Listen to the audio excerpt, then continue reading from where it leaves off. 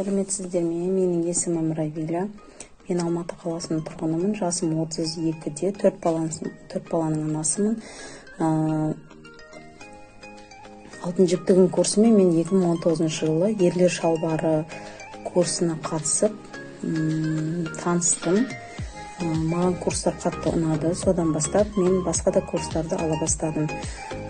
Сабақ беру өте оңай жолмен, және де курстар өте түсінікті, қолжетімді бағада. Гүлжан әпкенің методикасымен мен көп нәрселерді үйрендім десем болады, әрине. Себебі бұған дейін де оқыған 3 айлық курстарымда мен тек тегіс тігіп үйренген едім. Конструирование үйренгенмен, бірақ мен ол сабақтан ештеңе түсінбедім десем болады.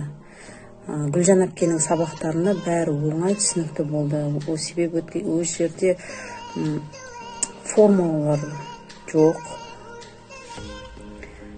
Әр размердің өзінің есебімен, размерлердің өзінің оңай жолмен пішілуі, сызылуы бәрін көрсетілген курстарда. Қазіргі таңда мен өзім көйлектер тігіп, заказға тігіп жатырмын. Балаларыма тігем, туған-туысқандарыма тігем. Алтын жіп тігін курсымен тігу оңай. Не себептен? Ол жерде барлық сабақтар қолжетімді. Ол бірінші. Екіншіден, кері байланыс бар. Таңертең болсын, түнде болсын, түнгі сағат 1 болсын, бір нәрсені түсінбей жатса, Гүлжан әпкеге хабарласыңыз, ол кісі сол уақытта жауап береді. Сосын